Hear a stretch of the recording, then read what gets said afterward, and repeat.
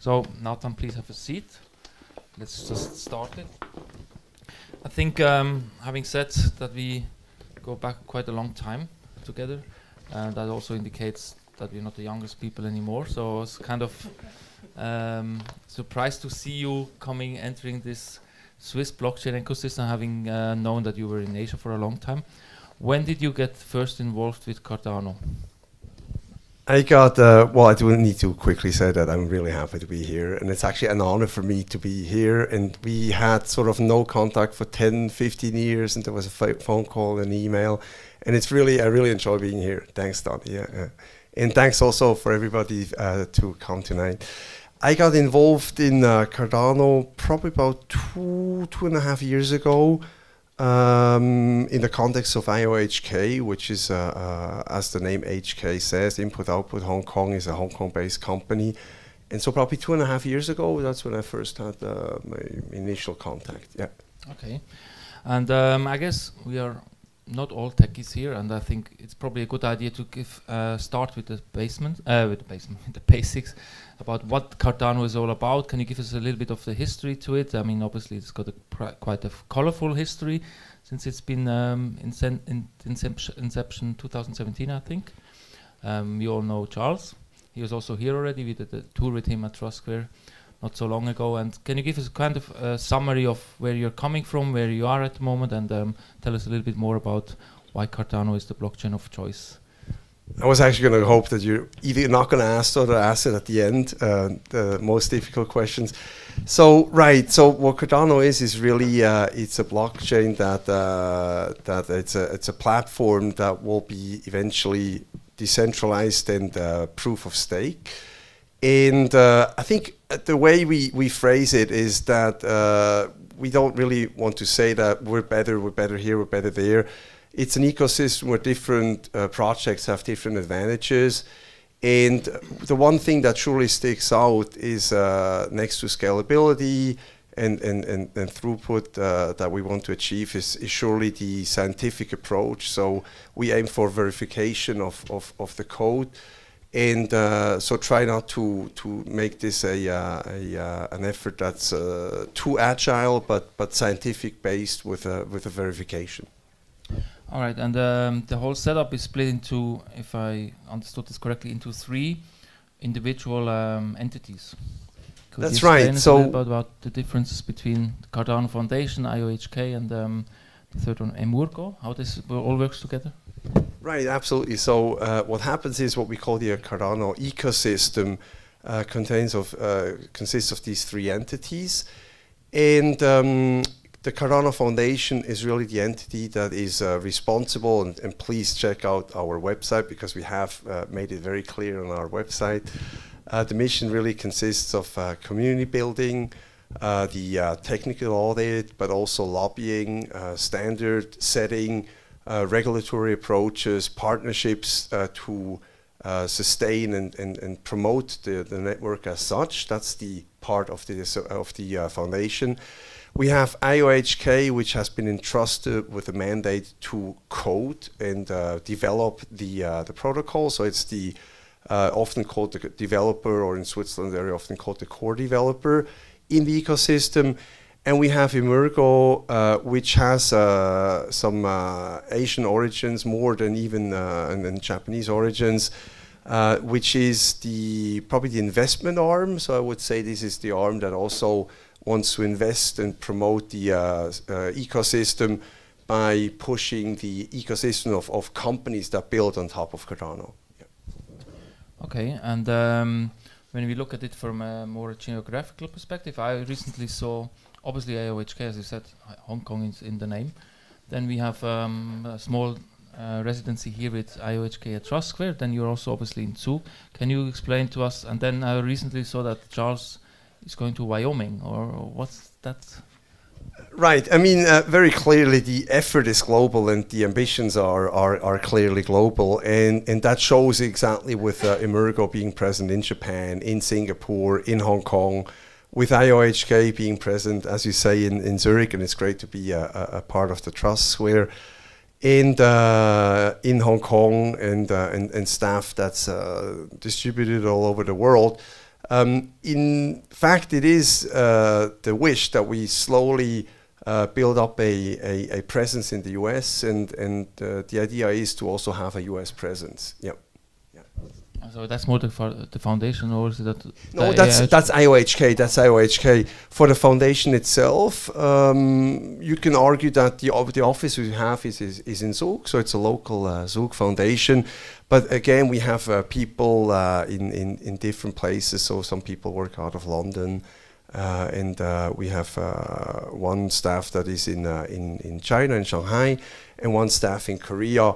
And the idea is, and that is maybe to sort of like take away your next question, the idea is that we are going to build up the staff and expand our presence in also different countries, because we're not enough people and there is a need for us to do more, and we want to do more. I guess that's ultimately the question is, when are you ready to do more? I guess it's a technical question now. When is the network ready to be started?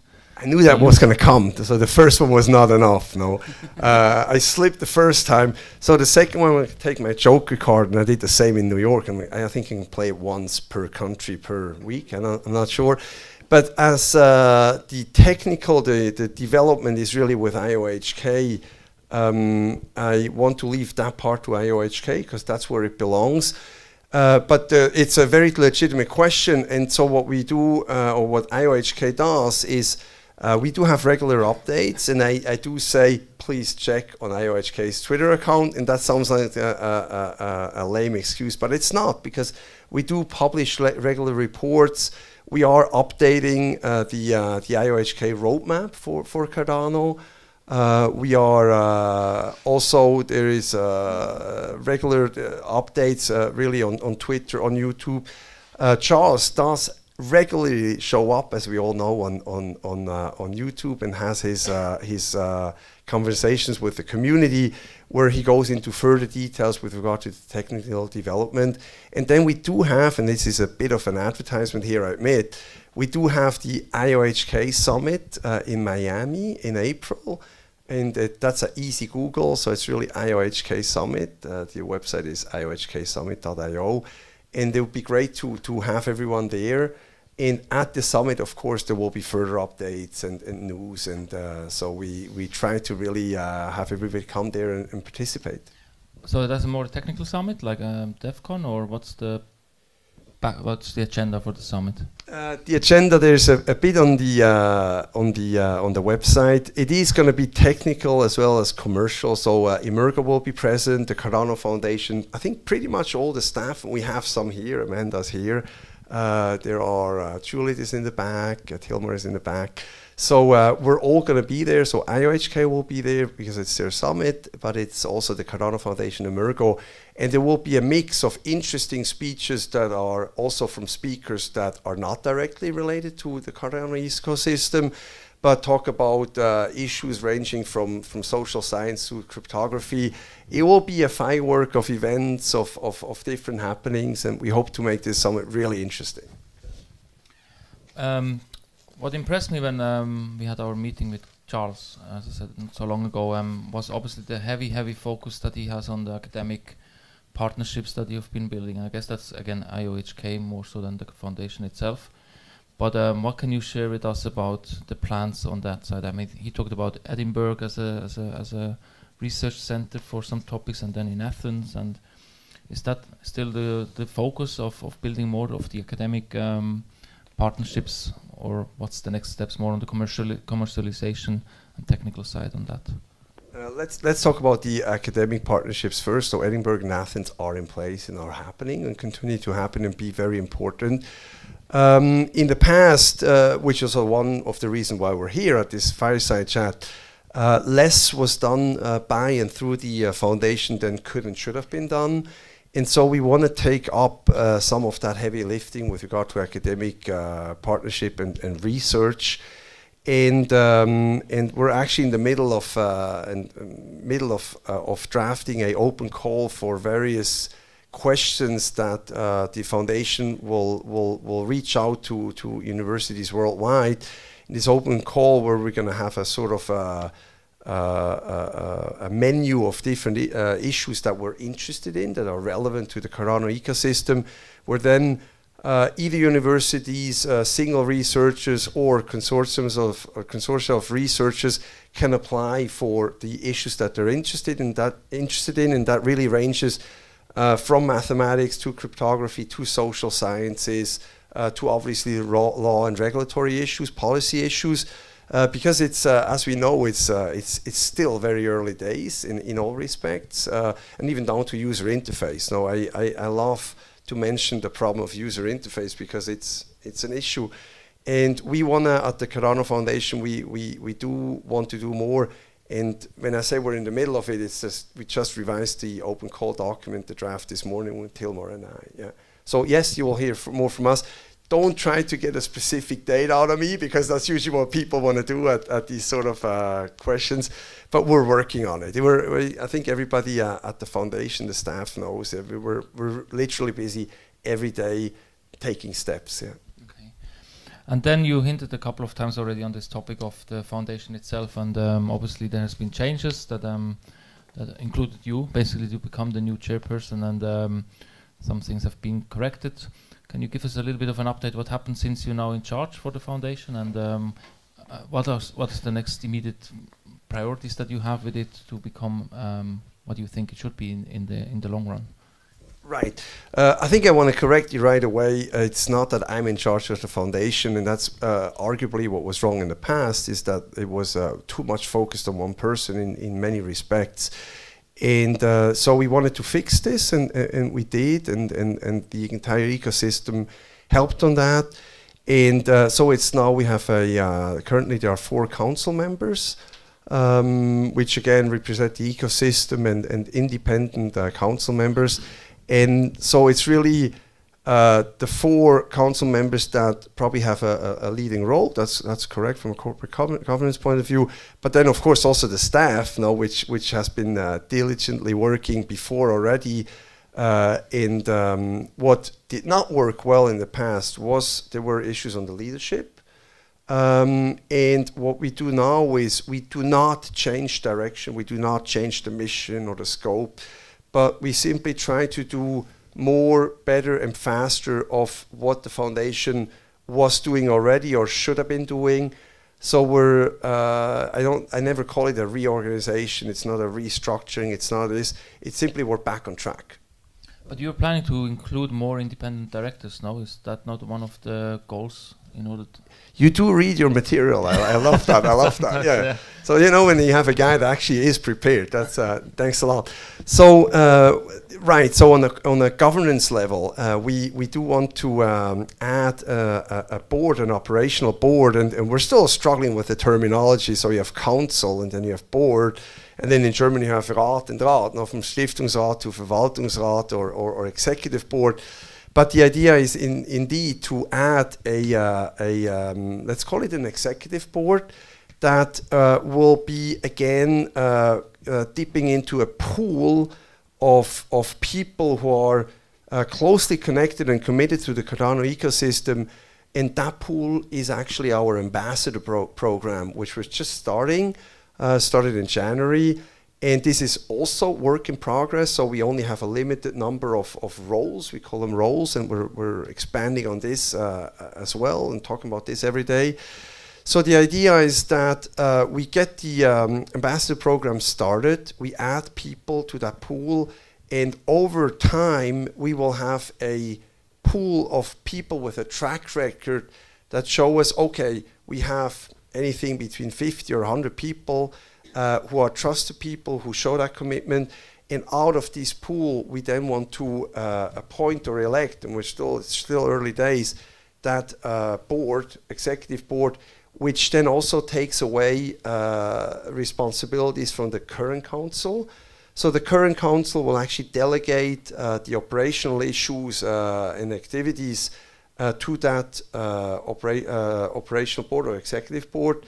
And that's the rough plan we have. It's still in the making, so whatever I say today, I might slightly change course in the next couple of weeks or month, but that's basically the plan.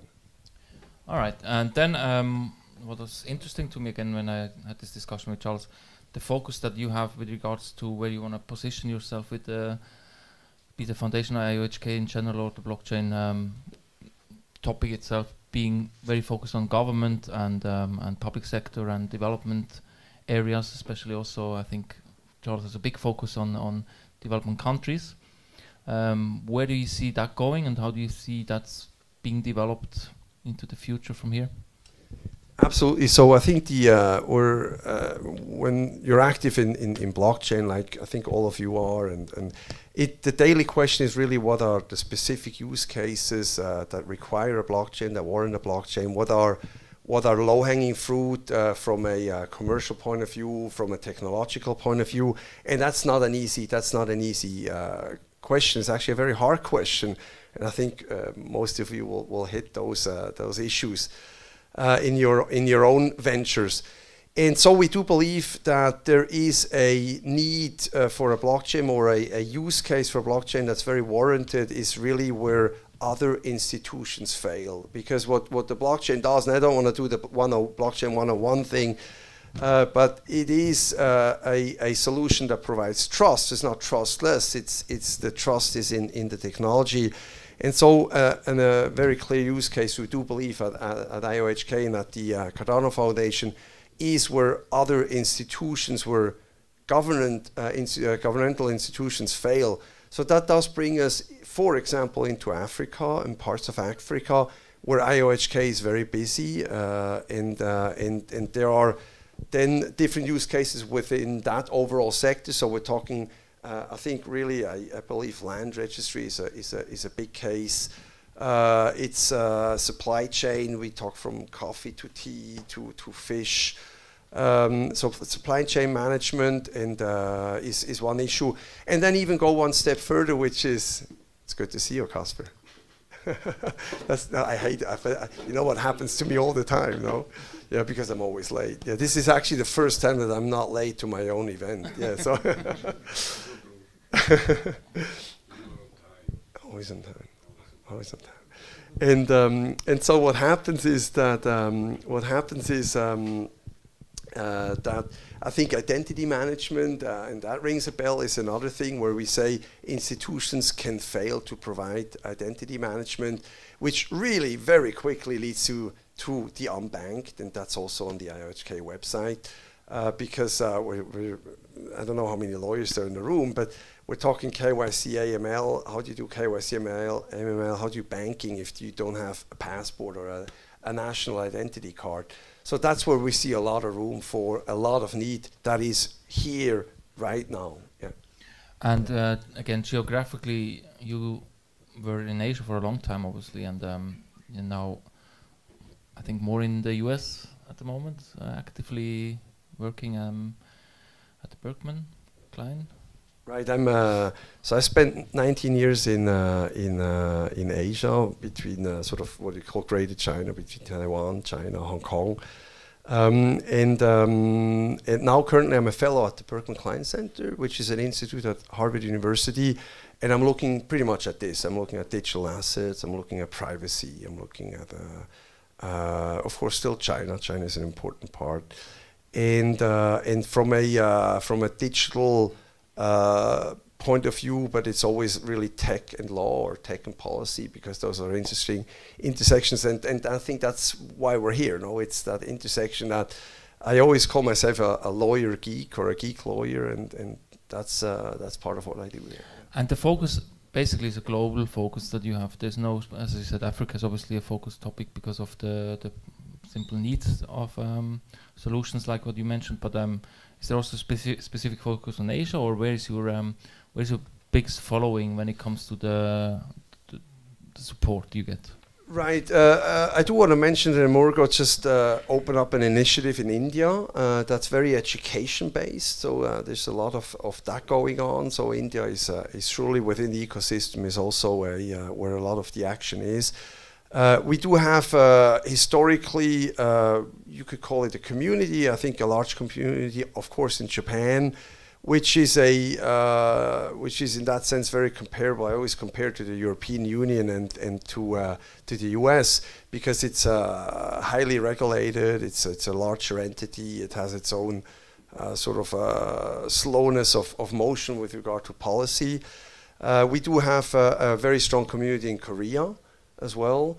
And obviously Singapore is of interest. China is a bit more difficult for policy reasons, but has a lot of interest, and of course Singapore. Yeah. Do you do a lot of events yourself? Do you travel to these locations and do like meetups, or what is the plan to build community actively? It's a good point. So I'm going to do a flying switch here. Before that, I had there was my name on this, and actually there should not be my name, and there's not my name now, because it can't just all be on one person. So no, the idea is absolutely not that I travel to all these events or the whole meetups in person, but we have a team. No, so we have a fantastic team, which is our current staff, the staff that we're gonna employ and expand to, but also our community itself. Now, this is the Cardano Foundation really builds and thrives on its community. The ambassador program is a subset, and an important subset. But I also want to mention our anonymous contributors. We also have a lot of people who have chosen not to put up their names, but they organize events, they arrange things, they make it happen. They do translations into languages that are important that we can't handle in house. So it's really clearly a decentralized and then a community-driven effort. And by the way, I want to say, Casper, can I mention your name a second time? Thanks a lot. We also had a great event with Casper in Davos at the WEF, and we hope to build on that as well. So there is really various people here and worldwide that have been helping this, and that's what we want to achieve. Yeah. Okay, but just hey, excuse me, Amanda, can you quickly check? Because we wanted this to be a fireside chat, so allow for some technical changes. Yeah. All right, please. Yes. Okay. Building on that story about the decentralized community that you just mentioned, and it is something, isn't it? Yeah. Come on, guys. Make it really comfortable now.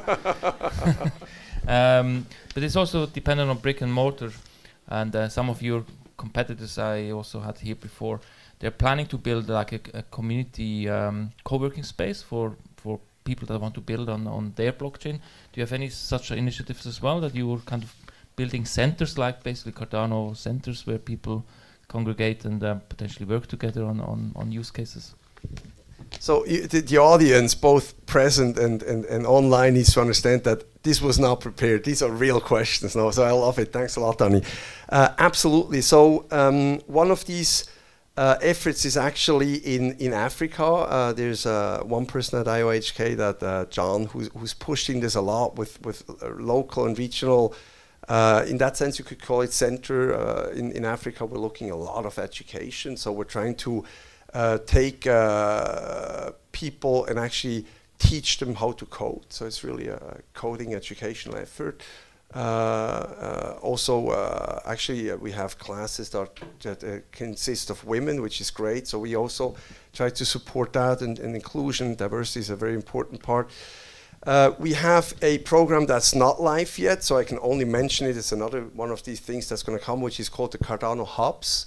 And the Hubs is actually the idea of having, again, a distributed, decentralized approach where the community is free to, we'll provide a template or a playbook to build upon, to build these things in a decentralized fashion, but with support, operational and eventually also financial, by the Cardano Foundation. We do hackathons, and here when we say we do hackathons, it's actually the Cardano Foundation itself hasn't done one yet, but we'll participate at one in Zurich. Again, don't try to get me on the names and the dates because I'm bad on that, but we will publish this on Twitter, on our website, on our forum. And we will also participate in a second hackathon in the US a bit later. So yes, there will be hackathons. If you're trying to get more desks here at TrustSphere, we're working on this as well. Okay, good. That's one of the things I had in mind. Yeah, but the hackathon itself, let me help you a little bit, because it's a bit of a pre-announcement, because we announce it tomorrow. You'll be part of the first Swiss blockchain hackathon that is combining all the players in the blockchain ecosystem together in one event here at Trust Square and in Zurich, and that's where you're going to participate in June. It is. I was under NDA, so I could not talk. Thanks a lot. Good. So that probably am as well, but anyway, it's out. It's out there now. Thanks a lot. Good. So let's open up for the audience. Let's get some questions from the audience. Just by raising hand, and I can come with the microphone.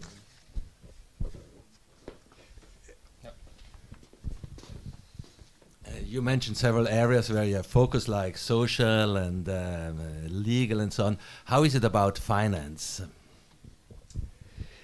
Right. Again, so I did say I was talking about the unbanked.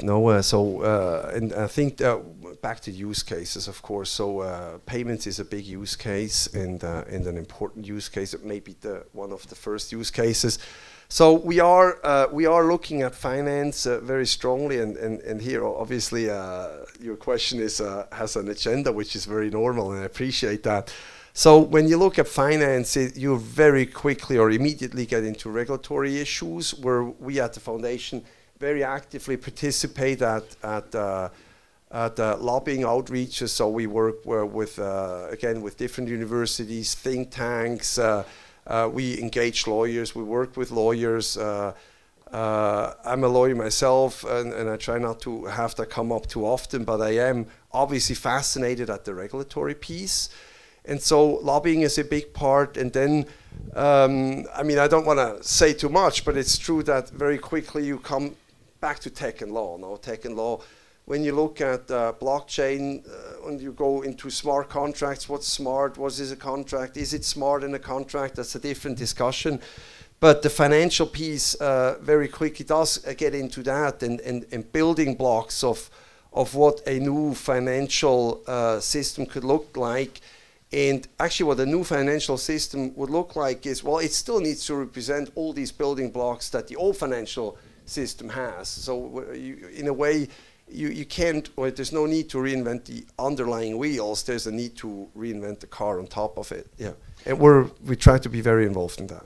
But I would like to follow up on this question immediately, because ultimately you're the top expert when it comes to the legal side of blockchain, and you have seen the UK, the US, or you've seen the US regulation there, and obviously the one in Hong Kong and China, and now in Switzerland. What is your view? What's the most advanced, let's say not the most aggressive, let's say the most advanced jurisdiction for building blockchain startups, also in the financial services space? Right. I would not call myself an expert. I think anybody who calls himself an expert in the blockchain sector is bluffing. Yeah, so I would be careful with that. And so actually, I would actually not say I know these jurisdictions in detail and all that. But I do have an answer on what is the most, in my personal view, an advanced approach. And I do, and this is very, I have said that many times in foreign settings abroad, where I say I'm Swiss, so I'm biased, I'm a Swiss lawyer, so I'm biased. I haven't lived here for over 20 years, so maybe I'm a bit less biased. But I do think that we are a bit in a sweet spot in Switzerland with regard to size.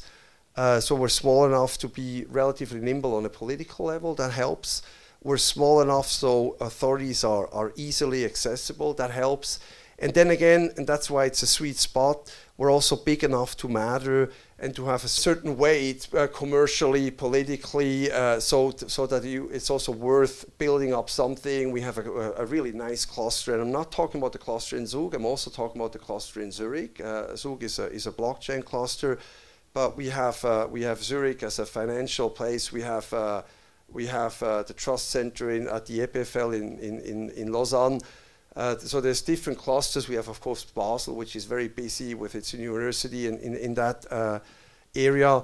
So we have a sufficient weight to actually move the needle a little bit. So the Swiss approach is I think, as most of you know, and that started off with a report by the Federal Council, the Bundesrat, a couple of years ago, I think it was 2014, which said, as a basic approach, and that has been the traditional approach in many ways, is to not make one new law for one specific technology.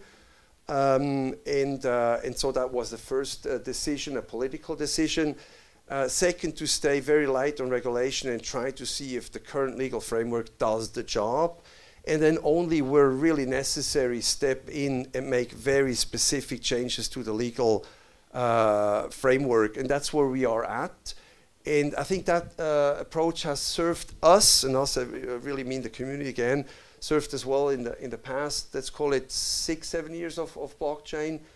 And when you compare that with other approaches, and this is in that sense, there's a competitive element between jurisdictions, of course, which I guess you would call it Standortförderung in certain respects. The other approaches that we've seen are maybe not as successful, but it may also just have to do, and I say that again to the Swiss who are here, and to myself, it might also be just by luck of having that sweet spot with regard to size, yeah. So it's not because we're smarter or so, it was also a size problem. Again, that's why I mentioned the European Union and Japan and the US. I'm putting the three of them with regard to regulatory developments in the blockchain bit in the same pot, because there is a certain slowness to having a bigger entity, a political entity. That's just the way it is. Yeah, yeah. But it's interesting to see how this, I mean, on a weekly basis, you see now kind of world sensations with, like Buffin last week announced the first approved STO, and obviously there's more aggressive jurisdictions more in the south of Europe that are even more aggressive than others. And so it's kind of interesting how it evolves, and like the news from the traditional financial sector are pretty much going very well in a positive direction. Right. I mean, I love the subject, I admit, so don't get me started too much on that one. But I think what we are seeing is definitely, I think, one strand to kind of pick up is really that it's not a race to the bottom, and that we have seen. So the race to the bottom, or just like, the do it all, is very short-term work. So I think maybe, I don't know if you've seen the ICO statistics, trustworthy or not, that show that last year 40% of the ICOs happened in Cayman Islands, which is a meaningless term in that sense, because obviously they happened when you come to physical presence, and we're very quickly talking taxes, which is another interesting subject. Of course, they did not happen in the Cayman Islands. So is this sustainable? No, it's not. No, it's not, and or only for very specific parts of what we would call the blockchain industry. I think there is a race for best practice, and that's not to the bottom, and that's where we are now. So, I mean, very clearly, the approach we have seen from the Swiss regulators and the Swiss politics has been to provide soft guidance, but provide guidance, and that's really what the industry wants. So, and I'm talking sort of again as a lawyer, as a client, and I think you all. Most of you will be in that situation. What you want is clarity. You want clarity on what you're going to get, and that actually attracts people, money, efforts, and I think that's what we've been seeing. All right, let's go back to Cardano and get some other questions. Hi, can you disclose the funding mechanism that you're using? Who's funding the foundation? And is there an example of a real use case that you've implemented in Africa? How has it gone? Right. Yeah. It's one of these typical questions. They're very legitimate. So the funding is fairly simple. The funding is that we got funded out of the initial ICO. We got funded by way of a donation. And that's sort of, I'm simplifying a bit, but that's a one-off. So we are funded. And yes, we have enough funds to continue for a while and see this through. Yeah. So that's actually the funding is. First there was none, and then there was, and now it's enough. Yeah. And when absolutely. Right, so for the use cases, again, so we are working on working on means it's work in progress, and that's from a technological point of view. I'm coming back to commercial realities, political realities, regulatory realities. So we're working on a number of use cases that we're looking into with partners, and that really goes from again issues with land in Africa to issues with or let's call it projects with consumer goods, supply chain in the developed world. That's a wide range. We're trying to pipeline this. It's also resource issue, and you need to make sure that you have that we all have in the ecosystem approach where, to a certain extent, we don't know exactly what works easiest, what is low-hanging fruit, what is not, what works at all from, again, regulatory perspective. You need partners, so we partner up with people. We have these proof of concepts mechanisms that are ongoing. And then we are all aware that it's early days, and then we see what will work easiest. Yeah, so we're on it. Yeah, but yeah. Please stay tuned. Yeah. Next question.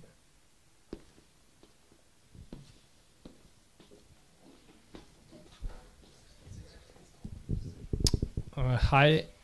From a technology standpoint, why should we be interested in Cardano other than the proof of stake? What else do you bring to the table compared to the other projects like Ethereum, Neo, NEM, EOS, Tron? What's different?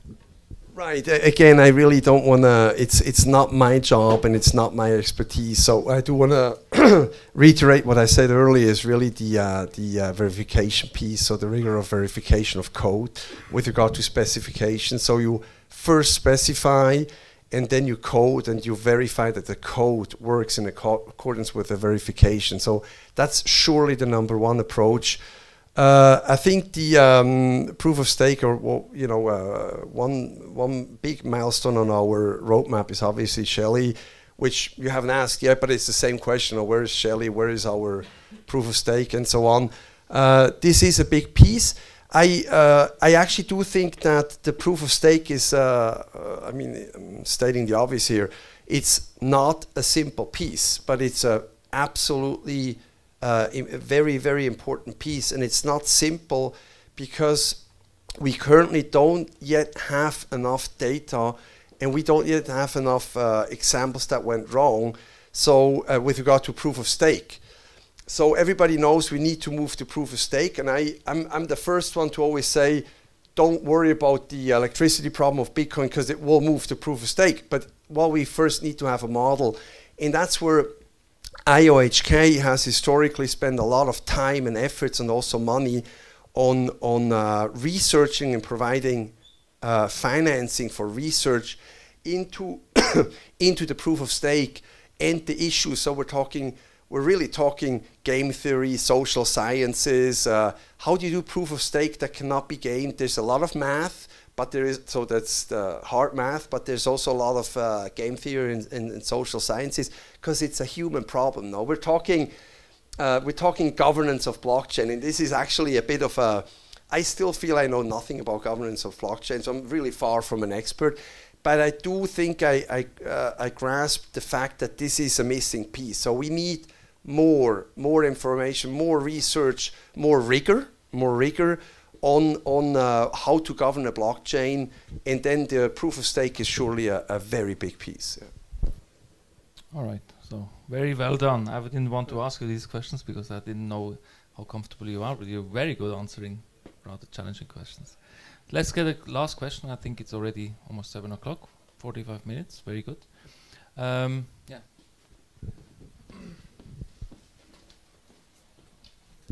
Hi, I've got a question. Like you've mentioned that there's already quite a couple of well-established research projects going on in collaborations with some of the universities around the world.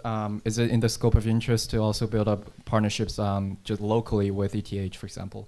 Because coming from ETH, I know there's a there's a great interest around and also expertise around this topic, but there's not a lot of awareness. So is it interesting to you to build up some partnerships there as well?